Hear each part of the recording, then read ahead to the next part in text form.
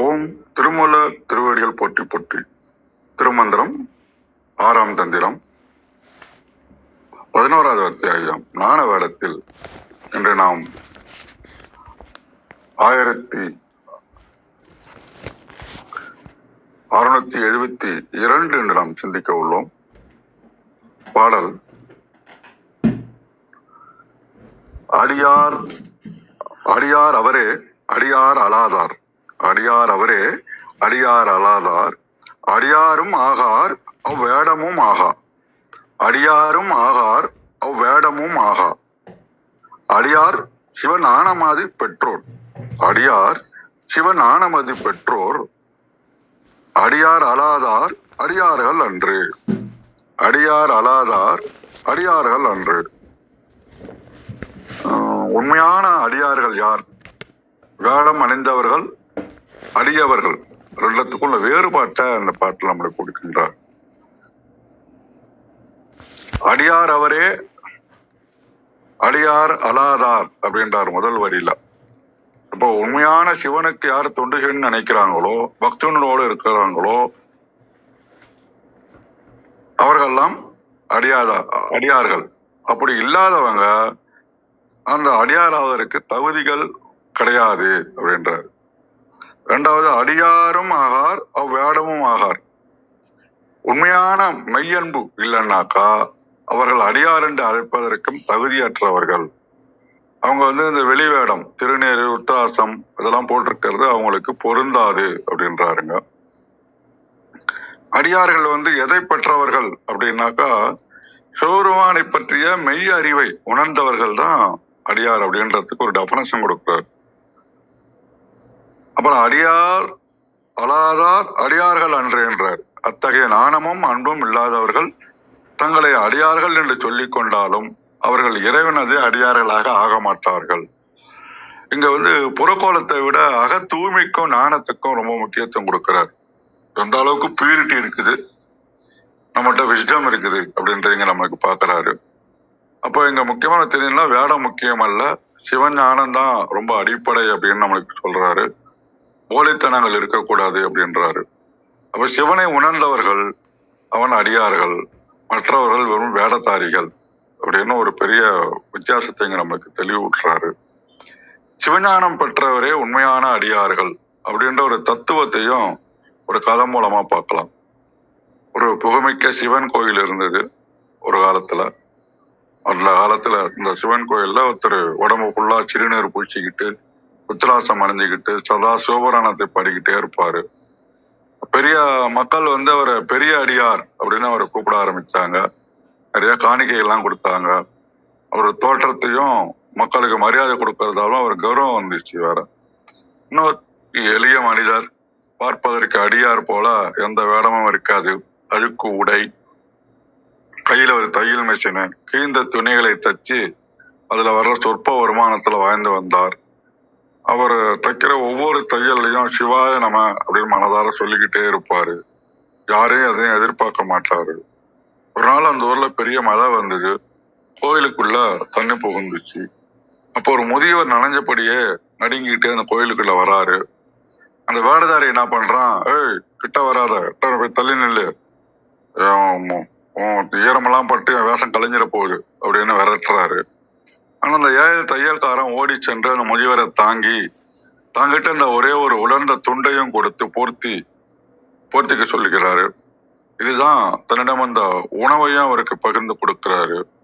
அப்போது அந்த முதியவர் மறைந்து சிவபெருமானாக காட்சி தந்தார் அப்படின்றது இந்த கதையினுடைய முத்தாப்பா முடிக்கிறாங்க. அப்ப வேடம் அணிவதால மட்டும் ஒருவர் அடியாராக மாட்டாங்க. சிவபெருமான் சொல்றாரு அந்த வேடதாரியை பார்த்து, எவன் ஒருவன் என்னை பிற உயிர்களுக்குள் காணுகிறானோ, யாரிடம் நான் என்ற அகந்தை இல்லையோ அவனே சிவஞானம் பெற்றவன் அப்படின்னு சொல்றாரு. அப்ப வேடம் அணிந்தவர் தலை குடிகிறாரு. அந்த ஏழை தையல்காரன் அமைதியாக இறைவனை வணங்குகின்றார். அடியார் சிவஞானமானது பெற்றோர் அப்படின்றாங்க.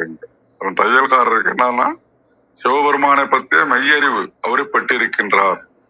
எல்லா உயிர்களிடத்தும் அன்பையும் இறைவனையும் காண்கின்றார் அப்படின்றதுதான் நமக்கு இந்த இன்னைய பாடல நமக்கு எல்லா உயிர்களுக்கும் அன்பையும் இறைவனையும் பார்க்கணும் அப்படின்றது. இது தன்னலமற்ற உண்மைத்தன்மையை பற்றி நம்ம எப்படி சொல்லணும்னு சொன்னோம்னா, போலித்தனம் இல்லாம இருக்கணும், பட்டங்களை விட பண்பே முக்கியம்னு பார்க்கணும், சிவஞானம்ன்றது ஒரு விழிப்புணர்வு, அவேர்னஸ். எப்பயும் உயிர்களிடத்துல இறைவனை காண்பதுன்றது பெரிய அவேர்னஸ். பாம்பை பார்த்தா பாம்பையும் இறைவனாக பார்க்கிற ஒரு நிலைமை வரணும் அப்படின்ற இருக்கு. அகத்தூய்மை. அதுக்கடுத்தது இதை சுருக்கமா சொல்லணும்னாக்கா, நமக்கு வெளியில வாங்குற சர்டிபிகேட்லாம் முக்கியம் இல்ல, இந்த இறைவனை பற்றிய நாலேஜ் விஸ்டம் தான் முக்கியன்றாரு. விளம்பரத்துக்காக உதவி செய்யக்கூடாது, பிரதிபலன் பார்க்காம உதவி செய்யணும். மத அடையாளங்கள்லாம் முக்கியம் இல்ல, மனித நலன் தான் முக்கியம். பேசுவது முக்கியம் அல்ல, அதன்படி வாழ்வது தான் முக்கியம். அப்போ சொல்லுக்கும் செயலுக்கும் இடைவெளி இல்லாமல் வாழ்வது இப்பாடலை நமக்கு சொல்லக்கூடிய மெயின் கருத்தா எடுத்துக்கிட்டு தளத்தை கௌரியமாவிடம் ஒப்படைக்கின்றேன். மிக்க நன்றி. நன்றிங்க, மிக அருமை, மிக்க நன்றி. அனைவருக்கும் அன்பு வணக்கம். ஓம் நந்தியம்பெருமான் திருவடி போற்றி, ஓம் திருமூலர் திருவடி போற்றி,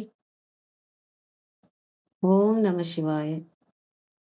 திருமந்திரம் 1672. அடியார் அவரே அடியார் அலாதார், அடியரும் ஆகார் அவ்வேடமும் ஆகார், அடியார் சிவஞான மானது பெற்றோர், அடியார் அலாதார் அடியார்கள் அன்றே. Translation: A Sivanyanin is a true devotee.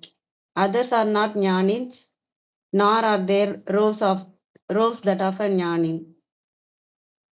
A devotee is bestowed with Shivanyana. Those who are not devotees are not Shivanyanis. அடியார் அவரே அடியார் அலாதார், அடியருமாகார் வேடமுமாகார். அடியார்களா இருக்கிறவங்க மட்டும்தான் அடியார்கள், மற்றவங்க எல்லாம் அடியார்கள் இல்லை. அப்படி அடியார் யாருன்னு கேட்டா சிவஞானம் அது பெற்றோர்கள் தான் அடியார்கள். அடியார் அல்லாதார் அடியார்கள் அன்றே. அடியாரா இல்லாதவங்க அடியார்கள்னு சொல்ல முடியாது, அவங்க அடியார்கள் கிடையாது அப்படின்னு சொல்றாங்க.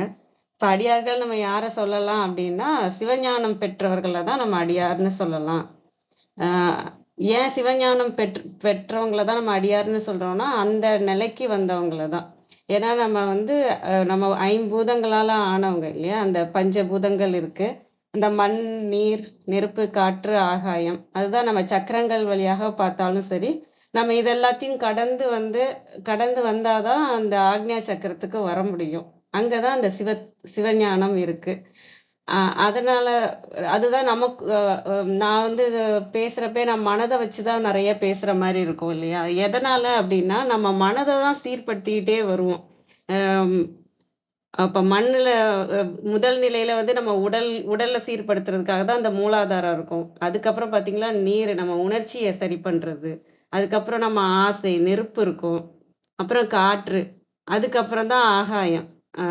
அந்த ஆகாயம் அந்த அமைதி, மன அமைதி. ஒவ்வொரு இடத்துலயும் மனம் டிரான்ஸ்ஃபார்ம் ஆயிட்டே தான் வரும் ஒவ்வொரு இதுலயும். அதுக்காக தான் நம்ம இந்த பூமியில தான் உங்களுக்கு அதுக்கான பூஜை முறைகள், ஒவ்வொரு பஞ்சபூதத்தையும் நம்ம ஒவ்வொரு பூதத்தையும் சரி சமப்படுத்துறதுக்கான வழிமுறைகள்லாம் நிறைய இருக்கு. பூஜை முறைகள் இருக்கு, கோயில்கள் இருக்கு, யோகம் இருக்கு, பிராணாயாமம் இருக்கு. இப்ப காற்றுன்னு பாத்தீங்கன்னா, அங்க பிராணாயாமம் பண்ணி நம்ம உடம்ப சீர் பண்றதுனால, நம்ம உடம்புல இருக்க எனர்ஜி சீராகிறதுனால நம்ம மனமும் நல்ல நிலைக்கு வரும். ஆகாய தத்துவத்துல வந்துட்டீங்கன்னா யோகம் வந்துரும். யோகத்துல மனம் அமைதி ஆகிறது. நீர் தத்துவத்துல சுவாதிஷ்டானத்துல பாத்தீங்கன்னா, நம்ம உணர்ச்சி அதிகமா இருக்கிற இடம். அங்க நமக்கு அதுக்கான விஷயங்கள், நீருக்கான விஷயங்கள் எல்லாம் செய்யறப்ப உங்களுக்கு மனதோட உணர்ச்சியை உங்களை கட்டுப்பாட்டுல வச்சுக்க முடியும். அதேதான் நம்ம பூஜை முறையா நம்ம கொண்டு வந்திருக்கோம். அபிஷேகம் ஆகட்டும், ஒரு நீர்நிலையில இந்த கங்கா, யமுனை அதுல குளிக்கிறதாகட்டும். நம்ம வீட்டுல நார்மலா நீங்க பார்க்கும்போதே ஒரு கெட்ட விஷயம் இருந்தா தலைக்கு குளிச்சிடுறது. அந்த உணர்ச்சியெல்லாம் நம்ம விட்டு போகணும், அந்த கவலையெல்லாம் நம்மளை விட்டு போகணுங்கிறது. இந்த மாதிரி நம்ம மனதை சரி பண்ற விஷயங்கள் தான் இது வரைக்குமே நடந்துட்டு இருக்கும். இது வரைக்கும் விசுதி வரைக்குமே நம்ம மனதை சரி பண்றது தான். அதனால என்ன வரும், ஒரு தைரியம் வரும், நம்பிக்கை வரும், விவேகம் வர்றது, உணர்ச்சி கட்டுப்பாடுல இருக்கிறது, மனம் அமைதி, அந்த பிராணன் சீராக இருக்கும்போது அந்த பிராணாயாமம் மூலமாகவும் அந்த மந்திரம் சொல்றது, மந்திரமும் காற்று இடத்துக்கு வந்துடும். அநாகதத்துக்கு காற்று வரும் இல்லையா? அது வந்து நீங்க மந்திரம் சொல்றதுனால சரியாகிறது. இப்படி ஒவ்வொன்னும் அன்புனா என்னன்னு புரிய வைக்கிறது. இப்படி நம்ம மனதுக்கு அப்டேட் கொஞ்சம் கொஞ்சமா அப்டேட் ஆயிட்டு எங்க வந்து நிப்போம் அப்படின்னா, ஆக்ஞா சக்கரத்துக்கு வந்து நிப்போம். அதுக்கு நமக்கு தகுதி ஆயிட்டோம் அப்படின்னா, நம்ம அந்த சிவஞானத்த புடிக்க முடியும். எவ்வளோ இதுலலாம் கிடைக்கிறது எல்லாமே ஞானம் தான். இதுல கிடைக்கிறது எல்லாமே அருள் தான். நமக்கு கீழ இருக்க எனர்ஜில இருந்து நமக்கு கிடைக்கிறது எல்லாமே இறைவனோட அருள் தான். லக்ஷ்மி தேவியோட அருள், சரஸ்வதி தேவியோட அருள், விநாயகரோட அருள் இருந்தா தான் நம்ம எந்த இதுவும் தடையும் இல்லாம நம்ம அடுத்தடுத்த நிலைக்கு போக முடியும். மண்ல இருந்து நீருக்கு போ முடியும், நீர்ல இருந்து நெருப்புக்கு போக முடியும்னாலே அதுக்கு விநாயகர் அருள் வேணும். இப்படி அவங்க குடுக்குறதும் நமக்கான விஷயமும் ஞானம் தான். அப்ப ஒரு செல்வ ஞானமாகட்டும், 16 செல்வத்துக்கான ஞானமாகட்டும், அத்தனை ஞானம் இருந்தாலும் அடியார்கள்னு சொல்ல முடியாது. நான் பெரிய ஒரு பூஜை பண்ணி நான் வந்து பணத்துக்காக செய்றேன், இல்ல வேற ஏதோ ஒரு விஷயத்துக்காக குழந்தை வேணும்னோ, செல்வம் வேணும், ஏதோ ஒரு விஷயத்துக்காக செய்றேன், நான் அடியார்கள்னு நான் சொல்லிக்க முடியாது. நான் இறைவனை நோக்கி தான் இருக்கிறேன். அது எந்த தெய்வமாக இருந்தாலும் சரி, நான் இறைவனை நோக்கி தான் இருக்கேன்னா, என்னோட நோக்கம் வந்து ஒரு உலகியல்ல தான் இருக்குன்னா, அது சிவஞானம் ஆகாது. சிவஞானம்ன்றது நம்ம இந்த மனதையும் கடந்து நமக்குள்ள இருக்கிற இறைவனை உணர்ந்து அந்த டிரான்ஸ்ஃபர்மேஷன் நடக்கிறது. நாமே இங்க இல்லாம போகிறது. நாமளே இங்க சாகிறது. அந்த மனம் என்பது அம் இல்லாம போய் அந்த ஜீவனுக்கு முக்தி அடைஞ்சு சிவத்த உணர்றது. இது ஜீவன்றது இல்லாம ஆன்மான்ற நம்ம அடுத்த ஸ்டேஜுக்கு போகிற விஷயம். அந்த ஞானம் பெற்றவங்க தான் அடியார்கள். அந்த ஞானத்துக்காக போயிட்டு இருக்கவங்களும் அடியார்கள் தான். ஏன்னா முழுக்க அவங்க அந்த உள்ளுக்குள்ள இருக்கிற இறைவனையே பிடிச்சிட்டு இருக்கிறதுனால, அந்த மாரி அ அ உண்மை ஞானத்த நோக்கி இந்த உலகியலுக்கான ஞானத்த நோக்கி இல்லாம, உண்மை ஞானத்த நோக்கி நம்ம உள்ள திரும்புறது தான் சிவஞானம். இதுக்கு சிவன் தானா, மத்த கடவுள் இல்லைன்னா, இது நம்மளோட சைவ சித்தாந்தத்துல அது சிவன தான் சொல்லியிருக்கிறாங்க. எனர்ஜிக்கு வந்து சக்திய சொல்லிட்டாங்க. அதனால சிவத்த வந்து அவேர்னஸ்க்கு சொல்லிட்டாங்க. இதே மத்த இதுல பார்த்தீங்கன்னா, கிருஷ்ணர் தான் அந்த உங்களுக்குள்ள இருக்கிறது வந்து கிருஷ்ணர் தான் சொல்லுவாங்க. ச ச சக்தி இதுல பார்த்தீங்கன்னா, உங்களுக்குள்ள இருக்கிறது பராசக்தி தான் சொல்லுவாங்க. ஜீசஸ கேட்டீங்கன்னா, உங்களுக்குள்ள இருக்கிறது ஜீசஸ் தான் சொல்லுவாங்க. அல்லாஹ்வ கேட்டீங்கன்னா, அந்த உருவமில்லாத தன்மையான அந்த இறைவன் தான் சொல்லுவாங்க. அந்த பேரோ, அந்த உருவமோ, அந்த எதுவுமே முக்கியம் இல்ல. உங்களுக்குள்ள திரும்பி உங்களுக்குள்ள இருக்கிற டிரான்ஸ்ஃபர்மேஷன் தான். உங்களுக்குள்ள இருக்கிற இறைவன உணர்றது தானே தவிர, அதுக்கு பேரு சிவஞானம்னு வச்சுக்கலாம், சக்தி ஞானமும் வச்சுக்கலாம். என்ன வேணா வச்சுக்கலாம். அது உங்களுக்கு எந்த மாரி உணருதோ, அந்த மாதிரி வச்சுக்கலாம்.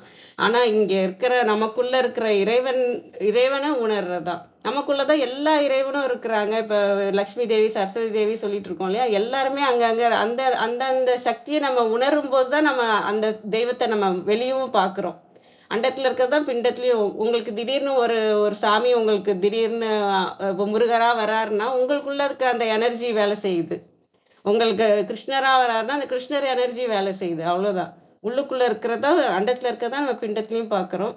ஆனா, நம்ம என்னதான் பார்த்தாலும், நம்ம யாருன்றத தெரிஞ்சு, தன்னை அறிதல் நடந்து, அந்த உண்மை என்ன அப்படின்றத பார்க்கணும். நமக்கு இந்த உலகத்துல இருக்கிறது வந்து ரியாலிட்டி எது நெனச்சிட்டு இருக்கோம்னா, இப்ப மனம் படி போறது தான் நம்ம உண்மைன்னு நெனச்சிட்டு இருக்கோம் இல்லையா? அந்த மனத்தையே கடந்து, இந்த பஞ்சபூதங்களையும் கடந்து, மனம் முழுக்க அமைதியாகி, உள்ள இருக்க இறைவன உணர்ந்து, அந்த இறைவனை பற்றிக்கொண்டு இறைவனையே அடையிறது தான் அப்படி அடையிறவங்க தான் அடியார்கள். சிவனை நோக்கி, அந்த சிவஞானத்த நோக்கி இருக்கிறவங்க. அப்படின்னு சொல்றதா நான் அந்த பாடல புரிஞ்சுக்கிறேன். அனைவருக்கும் நன்றி. வாங்க தியாகராஜன் ஐயா. வணக்கம் ஐயா. நன்றி. அவையோர் அனைவருக்கும் மன மகிழ்ச்சியான, மன நிறைவான நன்றிகளும் வணக்கங்களும் வாழ்த்துக்களும். ஓம் திருமூலர் திருவடிகள் போற்றி, ஓம் திருமூலர் திருவடிகள் போற்றி, ஓம் திருமூலர் திருவடிகள் போற்றி. அற்புதமாக ஐயா அரிமா அழகேசன் ஐயா அவர்களும் கௌரி அம்மாவும் விளக்கங்கள் கொடுத்திருக்காங்க. உணர முற்படணும், உண்மைய உணர முற்படணும். யாரும் வெளியில இருந்து உள்ளதை உள்ளபடி எடுத்து சொல்ல முடியாது. அவரவர் உணர்வாக பெற வேண்டும். அடியார் என்று சொல்லும் போது எல்லாத்துக்கும் அடித்தளமாக பேஸ், ஒரு கட்டடம்னா அதுக்கு ஒரு பேஸ் இருக்கு. ஒரு மரம் நிக்குதுன்னா அதுக்கு அந்த வேர் கீழே எந்த அளவுக்கு ஊன்றி இருக்குதோ அந்த அளவுக்கு மரம் நிலைச்சு நிக்குது. இப்ப பூமி சுழண்டுகிட்டு இருக்குன்னா அதுக்கு ஒரு பேஸ் இருக்கு, அது தாங்கி கொண்டு இருக்கு. சூரியன் சுழலுதுன்னா அதுக்கு ஒரு பேஸ், எல்லாத்துக்குமே ஒரு அடித்தளம் இருக்கு. அதே மாதிரி நாம எல்லாவற்றையும் அறிந்து கொண்டு இருக்கிறோம். அப்ப அறிந்து கொண்டிருப்பது எதுன்றத முதல்ல தெரிஞ்சுக்கணும். அம்மா அழகா சொன்னாங்க, மனம் என்பது. இது மாதிரி ஐயா சில கதைகள் மூலமாகவும் அந்த உண்மை உணர்வை நமக்கு உணர்த்தினாங்க. அப்ப மனம் என்பது அடித்தளமாக இருக்குதா என்று பார்த்தா மனதிற்கு அடித்தளமாக ஒன்று இருக்கு. இந்த உடலுக்குள்ள உயிர் இயங்குது, அந்த உயிர் இயங்குது அப்படிங்கறது தெரிஞ்சுக்கிறது எதுன்னா அந்த மனசுதான். இந்த உடம்பும் உயிரும் இணைந்து இருக்கும் போதுதான் நம்ம எந்த செயல்களையுமே செய்ய முடியும். மனம் என்ற அந்த அறிவு நமக்குள்ள இல்லைன்னா உலகத்துல ஏதாவது செயல் நடக்குமா? யோசிச்சு பாருங்க. நேற்று இன்று நாளை என எப்பொழுதுமே நமக்கு உள்ளமைந்த ஆற்றல் அந்த அறிவாற்றலாகவும் இருக்குங்கிறத புரிஞ்சுக்கணும். அறிவுங்கிறது தான் இயக்க நிலையில மனமாக இருக்கு, அடக்க நிலையில அது அறிவாக கான்சியஸ்னஸ் என்று சொல்வார். அதாவது விழிப்புணர்வுடன் கூடிய தன்மை, கான்சியஸ்னஸ் அவேர்னஸ் என்று சொல்றோம் இல்லையா, அதை கவனிக்கணும். கவனிக்கும் போதுதான் உள்ளதை உள்ளபடி தெரியும். நாலேஜ் என்பது வேற, கான்சியஸ்னஸ் என்பது வேற. அந்த அனுபவத்தின் வாயிலாக, அனுபவத்தின் வாயிலாக, அதாவது என்ஜாய்மெண்ட் மூலமாக இந்த புலன்கள்னு சொல்றோம் இல்லையா, அந்த புலன் கருவிகள், கண்ணு காது மூக்கு நாக்கு தோல் என்று சொல்லக்கூடிய இந்த பஞ்சேந்திரியங்கள், கை கால் வாய் குதம் குறி என்ற அளவுல இந்த கர்ம இந்திரியங்கள், இவற்றினால பெற்ற அந்த அனுபவங்கள் எல்லாமே நமக்குள்ள இருக்கு. அதை எடுத்துக்காட்டு. அப்ப எல்லாத்துக்கும் அடித்தளமாக இருப்பது எதுன்றத தெரிஞ்சுக்கணும். எல்லாத்துக்கும் அடித்தளமாக இருக்கிற ஒன்றை எவர் ஒருவர் புரிந்து கொள்கிறார்களோ அவர்தான் அடியவர். எதுக்கு அடியவர்? அந்த பேஸ், எல்லாத்துக்கும் மூலமாக இருக்கின்ற அந்த தெய்வ நிலையை உணர்ந்தவர்கள், மனதுக்கு அடித்தளமாக இருக்கின்ற அந்த அறிவு நிலையை, அந்த அன்பு நிலையை புரிந்தவர்கள், தெளிவாக தெரிந்தவர்கள், அவங்கதான் அடியார். அப்ப அடியார் அல்லாதார் எப்படி இருப்பாங்க? உலகத்துல எப்படி இருக்கிறோமோ அப்படித்தான் இருப்பாங்க. இப்ப நான் பிறந்திருக்கிறேன், என்னுடைய தாய் இருக்கு, மகனாக இருக்கிறேன். அப்ப நான் மகன்தானே நினைச்சுக்கிட்டு இருக்கிறேன் அம்மா அப்பாவுக்கு. மனைவி போக அவளோட புருஷன் அப்படின்னு அதிகாரம் செலுத்த ஆரம்பிக்கிறேன். குழந்தைகள் பிறக்குது, அவங்களுக்கு அப்பான்னு நினைச்சுக்கிறோம். 2-3 சகோதர சகோதரிகள் பிறந்தா அவங்களுடைய சகோதரன் இப்படி நினைக்கிறோம், நண்பன், இப்படி எத்தனையோ வகையில நாம நினைச்சுக்கிட்டு இருக்கிறோம். ஆனா நம்ம யாருன்னு தெரிஞ்சுக்கிட்டாதான் நம்ம என்ன வேடத்துல இருக்கோம்ன்றது தெரிஞ்சுக்க முடியும். மகனா இருக்கிறனா, கணவனா இருக்கிறனா, சகோதரனா இருக்கிறனா, நான் எந்த வேஷத்துல இந்த இடத்துல பொருந்தி போயிட்டு இருக்கேன், நண்பனா இருக்கிறேனா அல்லது அப்பாவா இருக்கிறேனா, இப்படிங்கிற மாதிரி இந்த இடத்துக்கு தகுந்தாப்புல அந்த வேஷம் மாறிக்கிட்டே இருக்கு.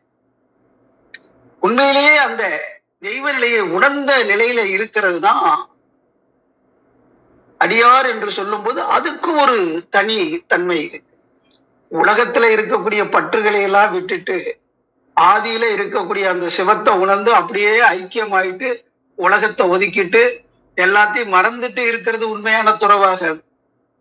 இந்த உடம்பு வாழணும், உயிரோட இருக்கணும்னா அதுக்கு உணவு வேணும். இந்த சமுதாயத்தினுடைய, இந்த குடும்பத்தாருடைய உதவி இல்லைன்னா இந்த உடல் உயிரெல்லாம் எப்படி தக்க வச்சுக்கிறது? அப்ப அந்த தெய்வ நிலையை உணர்ந்தவர்கள் இந்த உலகத்தை ஒதுக்க மாட்டாங்க. தான் அறிந்த ஒன்றை பிறரும் அறிய வேண்டும் என்ற நோக்கத்தோட அந்த தெய்வ உணர்வுல திளைத்து அது எப்படிங்கிறத அறிவிப்பார்கள் அந்த அடியார்கள். ஆன்ம நிலையில உயர்ந்த பிறகு எல்லோரும் அந்த ஆன்ம நிலையில உயரணும் என்ற கருத்தோட இருப்பாங்க. அவர்களை அணுகி அவருடைய உடல் தேவைகளை பூர்த்தி செய்யும் போது அந்த உடல் தேவைகளை பூர்த்தி செய்தவருக்கு அப்ப அகம்னு ஒண்ணு இருக்குப்பா, நீ யோசி அப்படின்னு அவங்களுடைய அந்த தேவைகளையும் உணர்த்தி அதை உணரச் செய்வாங்க. அவர்களும் உணர்ந்து குடும்பத்துல இருந்து கொண்டே அந்த தெய்வ நிலையை உணர வேண்டும். அப்ப இல்லறம் அல்லது நல்லறம் அன்று என்று சொல்வார்கள். அப்ப இல்லறம் என்பது மிக சிறப்பான ஒன்று.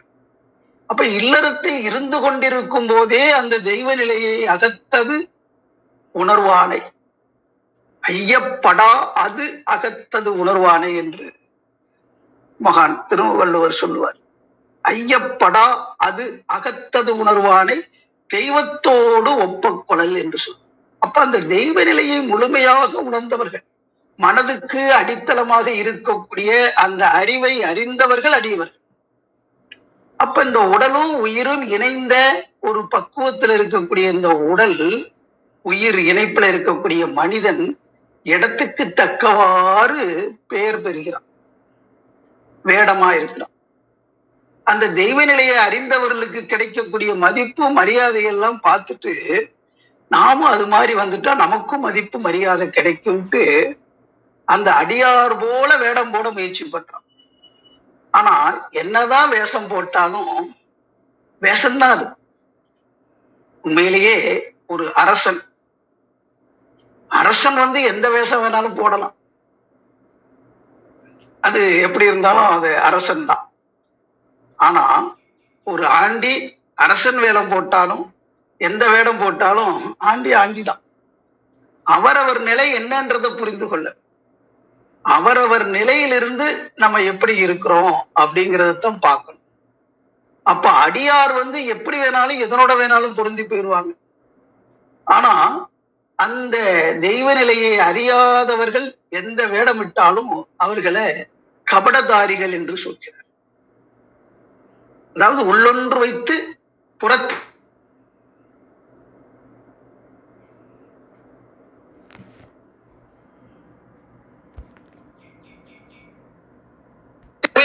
நடிகர்களாக இருக்கிறோம்னு சொல்றாங்க இல்லையா? உலகமே நாடக மேடை, நாம் அனைவரும் நடிகர்கள் என்று சொல்ற இத கருத்துல வச்சுக்கிட்டு தான் ஒவ்வொருத்தரும் சொல்லிக்கிட்டு இருந்தாங்க நடிகர்கள் அப்படின்னு. ஆமா, உண்மையிலேயே நடிக்கிறோமா என்று பார்த்தா பிறந்தோம் வாழ்றோம், ஒரு நாள் எல்லாருமே ஒரு நாள் செத்துதான் போக போறோம். இந்த உடல் தோன்றுச்சுன்னா அது ஒரு நாள் மறையத்தான் போகுது. ஆனா இந்த நிலையில மாறாத ஒன்று இருக்குது, அழியாத ஒன்று இருக்குது. அது நேற்றும் இருந்தது, இன்றும் இருக்குது, நாளையும் இருக்குது. அந்த ஒன்று எனக்குள்ள அடக்கமாக இருக்கிறது என்பதை உணர்ந்து புரிந்து தெளிந்து அதோட ஐக்கியமாவர்கள் இந்த அடியார்கள். அதனால அடியார்களுக்கு மரணம் என்பதே கிடையாது.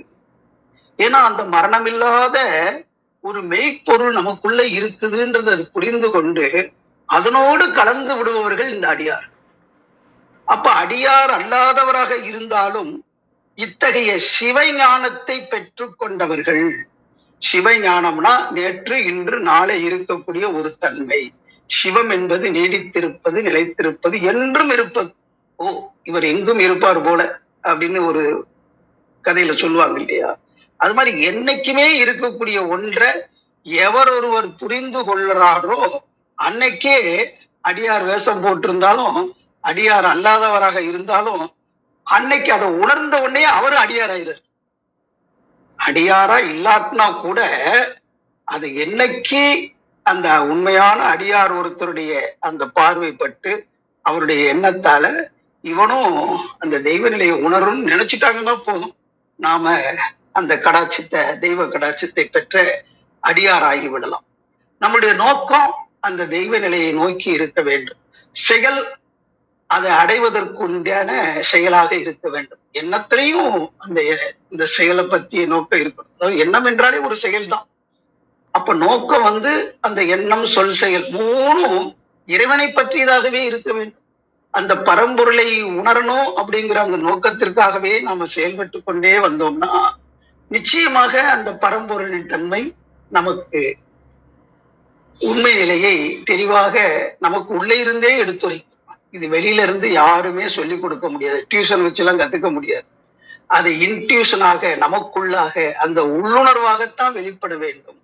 அதனாலதான் உண்மை என்பது உணரப்பட வேண்டிய ஒன்று என்று மெய்ஞானிகள் அனைவரும் சொல்றாங்க. அத்தகைய அந்த மெய் ஞானத்தை பெற்றவர்கள் அடியார்கள். அதை பெறுவதற்கு முயற்சி செய்பவர்கள் தான் மற்றவங்க. அது அறியணுன்ற நோக்கத்தோட இருக்கிறவங்களுக்கு அந்த சிவஞானம் உள்ளுணர்வாக உணர்த்தப்பட்டு விட்டால் அன்றே அவர்களும் அடியார் தான். நம்ம தெரிஞ்சாலும் தெரியாட்டினாலும் இறை பதத்துலதான் இருக்கிறோம், இறைவனுக்குள்ளதான் இருக்கிறோம். கல்லாரும், அதாவது கற்றவர்களும் கல்லார்க்கும் கற்றவர்க்கும் களிப்பருளும் களிப்பே என்று வள்ளல் பெருமானார் பாடுவார். கல்லார்க்கும் கற்றவர்க்கும் களிப்பருளும் களிப்பே, காணார்க்கும் கண்டவர்க்கும் கண்ணளிக்கும் கண்ணே. அந்த இதுல நல்லா தெளிவுபடுத்தி இருப்பாரு. எல்லாத்துக்கும் அடித்தளமாக இருப்பது இறைநிலை, இறைவன், பரம்பொருள், அருட்பெருஞ்சோதி, இப்படி எல்லாம் பல பேர்ல சொன்னாலும் தெய்வம் ஒன்றுதான். அந்த ஒன்றை அறிந்தவர்கள், உள்ளதை உணர்ந்தவர்கள் அடியார்கள். அடி உதவுவது போல அண்ணன் தம்பி கூட உதவ மாட்டாங்கன்னு ஒரு பழமொழி உண்டு.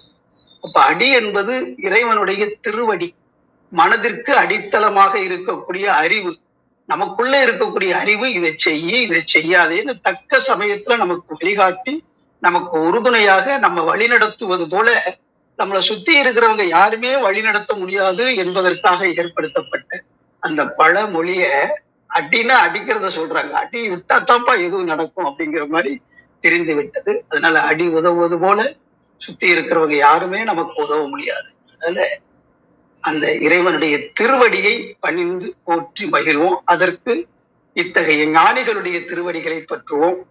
ஓம் திருமூலர் திருவடிகள் போற்றி போற்றி. ஓம் திருமூலர் திருவடிகள் சரணம் சரணம் சரணம். வாய்ப்பளித்த அன்பு உள்ளங்கள் அனைவருக்கும் நன்றி. ஏதேனும் மையப்பாடுகள் இருந்தாலும் கேட்டு தெளிவுபடுத்திக் கொள்ளலாம். நன்றி நன்றி. வாழ்க. மிக்க நன்றிங்க ஐயா. மிக அருமை. ரொம்ப சிறப்பான விளக்கம் இருந்தது. மிக்க நன்றி. எதுவும் கேள்வி இருக்குதுங்களா ஐயா? நீங்க பாடல் அடியார் அல்லாதார், ஓதிடுறீங்களா ஐயா? இந்த அடியார் அடியார் அல்லாதார் அப்படிங்கிறத பத்தி தான் இதுல பேசியிருக்கிறாங்க. அடியார் அல்லாதவர்களும் அடியார் ஆகலாம் அப்படிங்கிற குறிப்பும் கொடுத்திருக்காரு. இதுதான் நான் உணரப்பெறேன். நன்றி. நன்றிங்க ஐயா, நன்றி. அந்த அரசன் ஆண்டி ஒரே ஒரே விஷயத்துல சொல்லிட்டீங்க. அதுவும் ரொம்ப நல்லதுங்க. மிக்க நன்றி. வேற எதுவும் கேள்வி இருக்குங்களா? நிறைவு செஞ்சுக்கலாம். சாட்ல கூட போடலாம். என்னங்க ஐயா? சரியா கேட்கல. இல்ல, சாட்ல பதிவிட்டா கூட சொல்லலாம்னு சொல்றேன்.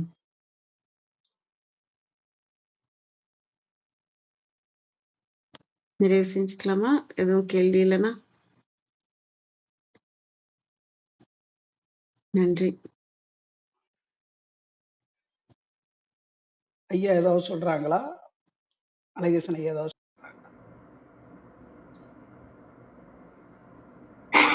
ஒண்ணும் இல்லைங்க ஐயா. மிக்க நன்றி. வந்தமைக்கும் பார்வைக்கும் பதிவு பண்ணதுக்கும் நன்றி. நிறைவு செய்துக்கிறோம். வாங்க சிவலிங்கம் ஐயா. வணக்கம் ஐயா. அம்மா வணக்கம். வணக்கம்மா. இந்த அருமையா இருந்துச்சு. பெற்றோர் அப்படிங்கிறது வந்து ஒரு குழந்தைய பெற்றவங்க தான் அப்படிங்கிற அந்த ஒரு வேர்டு வந்து பெற்றோர் அப்படிங்கிறது அடைந்தவர்கள் அப்படிங்கிற அந்த ஒரு வேர்டும் நீங்களானது எனக்கு கொஞ்சம் இது நல்லா இருக்கே அப்படின்னு தோணுச்சுங்கம்மா. இந்த மந்திரத்துல வந்ததுல அது பதிவு பண்ணலாம்னு நினைச்சேன். நன்றி. சிவஞானம் அது பெற்றோர் அப்படின்னு பேரண்ட்ஸ்ன்னு நம்ம இதுல சொல்லிடுறோம்.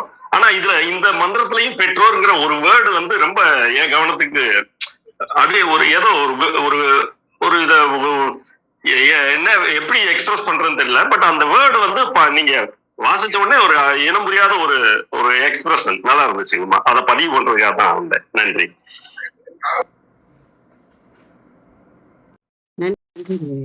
ரொம்ப நீங்க சொல்லும் போது என்னாலையும் ஃபீல் பண்ண முடியுது. அதுக்கு முன்னாடி நான் அதை யோசிக்கல. அது பெற்றோர்னு சொல்றப்ப தந்தையும் தாயுமாக அவரை பெற்றவன் அந்த ஒரு இது எனக்கு அது கோயில்ல பார்க்கும்போதும் சிவனையும் சக்தியும் சேர்த்து பார்க்கும்போது தாயும் தந்தையுமா தான் தோணும். அந்த ஊர்வலத்துல பார்க்கும்போது எப்ப பார்க்கும்போதும் அந்த தந்தையும் தாயுமா தான் தோணும். அந்த சிவஞான பெற்றோரா அவங்க தான் இருக்கிறாங்கன்ற மாதிரி அந்த ஃபீல் நீங்க சொல்லும்போது நான் அங்க போய் கனெக்ட் பண்ணி பார்க்கிறேன். மிக்க நன்றிங்க ஐயா. ஆமா, இப்ப ஐயா சொன்ன உடனே எனக்கு ஒரு கருத்து தோணுது. அப்ப இறைவன் அனாதை இல்ல. நாம அவங்கள பெற்றவங்க நாம இருக்கிறோம். இறைவனையே பெற்றுக்கொண்டவங்க. அப்ப நாம இறைவன் எப்படி அனாதையா இருப்பான் சொல்லுங்க.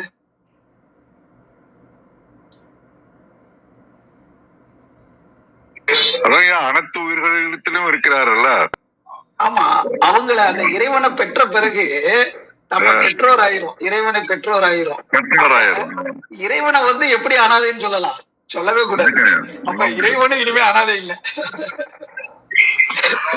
அதாவது தனக்கு ஒரு மூலம் இல்லாதவன் அப்படின்னு சொல்றாங்க. இறைவனை தனிச்சு பார்க்கும்போது அது வெளியாக இருக்குது. அந்த இறைநிலை என்பது அது ஏற்கனவே இருந்தது, இன்னைக்கு இருக்குது, நாளைக்கு இருக்க போறது. அது மாறாத உண்மை. ஆனா அதற்கு ஒரு மூலம் இல்ல. இப்ப நமக்கு தாய் தந்தை இருக்கிறது மாதிரி தாய்க்கு ஒரு தாய் தந்தை, தந்தைக்கு ஒரு தாய் தந்தை, இப்படியே வந்து ஒரு கருத்தொடராக இருக்குது. ஆனா அந்த வெளிக்கு அங்கிங்கனாதபடி எங்கும் நிறைந்திருக்கோலே அந்த வெளிக்கு மூலம் இல்லை.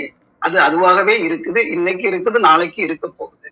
அந்த கருத்துலதான் அனாதி என்ற ஒரு வார்த்தைகள் சொன்னாங்க. அது அனாதியா இருக்கட்டும். ஆனா அந்த அனாதி நிலைய நாம் பெற்றுக்கொண்ட பிறகு இறைவனை அனாதைன்னு சொல்லிடக்கூடாது. ஏன்னா இறைவனை பெற்றவங்க நாம இருக்கிறோமே. இறைவனை அந்த உள்ளுக்குள்ள அந்த கருத்தரித்து அது உணர்வாக பெறுறோம். முட்டைக்குள்ள இருக்கக்கூடிய கரு எப்படி உருப்பெற்று பறவை குஞ்சாகுதோ, அப்ப இறைவனை பற்றிய அந்த ஆதியாக அனாதியாக அந்தமாக இருக்கக்கூடிய அந்த தெய்வ நிலைய நாம உணர்வாக பெற்றுக்கொண்ட பிறகு அந்த இறைவனே நாம இருக்கிறோம், நாமே அந்த இறைவனாக இருக்கிறோம். அவனுக்குள்ள நாம இருக்கிறோம், நமக்குள்ள அவன் இருக்கிறான்ற அந்த கருத்தா இருக்கும்போது அந்த தெய்வ நிலை, அந்த தெய்வ உணர்வு எப்படி இருக்கும் பாருங்க. இதுதான் ஞானத்தினுடைய உச்சம். சிவஞானம் என்பது அதுதான். அப்படிப்பட்ட நிலைய அந்த வீடு பேரு, அதே மாதிரி ஜீவ பிரம்ம ஐக்கிய முக்தின்னு சொல்லுவாங்க. இந்த ஜீவனானது அந்த பிரம்ம நிலையை உணர்ந்து அதோட ஐக்கியமாகக்கூடிய ஒரு நிலை. ஜீவ பிரம்ம ஐக்கிய, அதுதான் முக்தி, முழுமை அறிவு. அந்த நிலையில நம்ம இருக்கிறதுக்கு தான் இந்த பயிற்சிகளும் முயற்சிகளும் பல்வேறு ஜென்மாந்தரமாக நம்ம தொடர்ந்து அத முயற்சி செஞ்சுக்கிட்டு இருக்கிறோம். இப்ப வந்து நமக்கு திருமந்திரத்தின் மூலமாக ஒரு தெளிவு கிடைச்சுக்கிட்டு இருக்கு. இந்த தெளிவுல நாம உணர்ந்து அப்படியே நிலை பெற்றுட்டோம்னா நிச்சயமாக இனி ஒரு பிறப்பு வேண்டாம், இனி ஒரு பிறவி வேண்டாம் அப்படின்னு ஒரு அறிஞர் பாடுவார். அந்த மாதிரி இனி ஒரு பிறப்பு தேவையில்லை. இந்த பிறப்பிலேயே நம்ம எல்லாத்தையும் புரிந்து கொண்டு வாழ்க்கையை வாழ்வாங்க வாழும். உண்மையிலேயே சிவலிங்கையா கொடுத்த அந்த பெற்றோர் அப்படின்னு சொன்னது பல்வேறு சிந்தனைகளை தோற்றுவிக்குது. உண்மைதாங்கய்யா. ஒவ்வொன்றும் ஒவ்வொருத்தருக்குள்ளேயும் சில மாற்றங்களை ஏற்படுத்தும். அந்த விழிப்புணர்வுக்கு உண்டான மாற்றங்கள் அதுதான். பிடிச்சிட்டு நமக்கு பெற்றவன தாயாகி தந்தையுமாய் தாங்குகின்ற தெய்வம் அப்படின்னு இறைவனை தனி தலைமை தெய்வம் என்று வள்ளல் பெருமானார் சொல்லுவார். தாயாகி தந்தையுமாய் தாங்குகின்ற தெய்வம். அதே மாதிரி நாமும் அவனை தாயா தந்தையா நினைச்சு அவனை நாம தாங்குறோம்.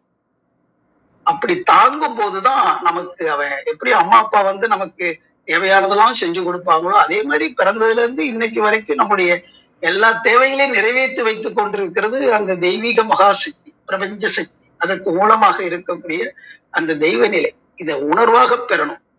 நேற்று இன்று நாளை என்றுமே நீடித்து நிலைத்திருக்கக்கூடிய அந்த தெய்வ நிலையை பிடிச்சுக்கணும்.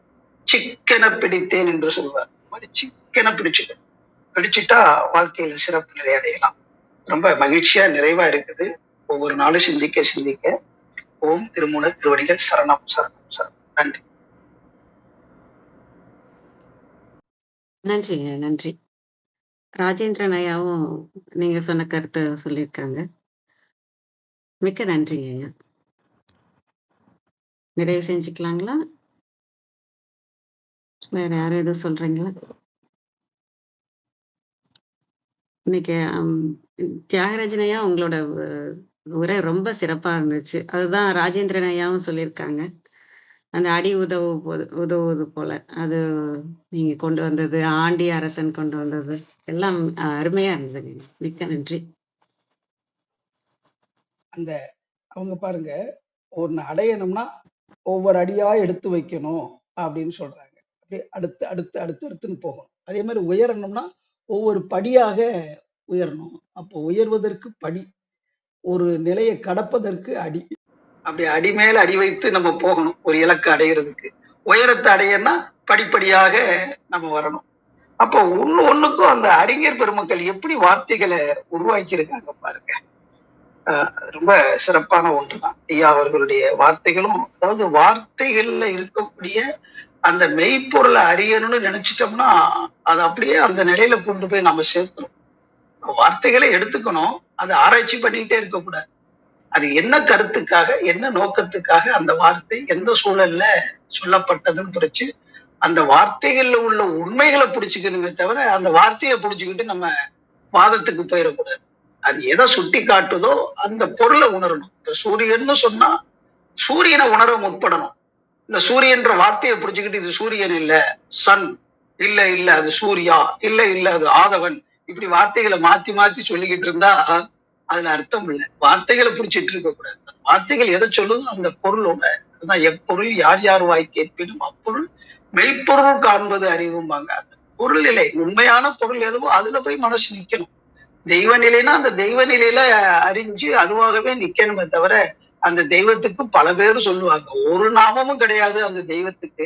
ஆனா அவங்கவங்க ஒரு பேரை வச்சுக்கிட்டு கூப்பிட்டுக்கிட்டு இருக்கிறாங்க. அதனால அவங்கவங்களுக்கு அந்த பேர் தான். ஆனா நாம அந்த உண்மையை உணர்ந்துட்டோம்னா நம்ம யாருங்கிறத நம்ம தான் தெரிஞ்சுக்க முடியும். சுத்தி இருக்கிறவங்க பல பேர் சொல்லி கூப்பிட்டாலும் நான் யாரு அப்படிங்கிறது எனக்கு தெரியணும். முதல்ல தன்னை அறிந்தவன் தான் அந்த தலைவனை அறியலாம், இறைவனையும் அறியலாம் என்ற அளவுல முதல்ல நம்ம அறிவதற்கு முயற்சி செய்வோம், பயிற்சி செய்வோம். இந்த பிறவிலேயே அந்த முழுமை உணர்வு பெறுவோம். ரொம்ப மகிழ்ச்சியா இருக்கு, நிறைவா இருக்கு. அப்பப்ப வாய்ப்பு கிடைக்கும் போது வரம் வந்தாலும் நாம் பெற்றுக்கொள்வது கற்றுக்கொள்வது அதிகம்.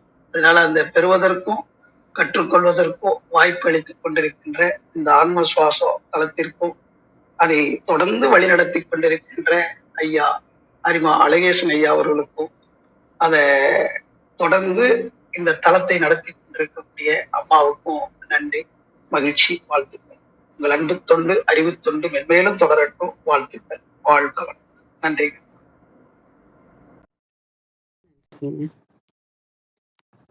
நிறைவு செஞ்சுக்கலாம்னு நினைக்கிறோம். அனைவருக்கும் நன்றி. இன்று எங்களுடன் இணைந்த அனைத்து உள்ளங்களுக்கும் எங்களது மனமார்ந்த நன்றிகள். மீண்டும் நாளை காலை 6:30 மணிக்கு சந்திப்போம். தளம் நிறைவு பெறுகிறது. திருமூலர் திருவடிகள் சரணம் சரணம். திருமூலர் திருவடிகள் சரணம் சரணம். திருமூலர் திருவடிகள் சரணம் சரணம். அனைவருக்கும் நன்றி. ஓம் நம சிவாய்.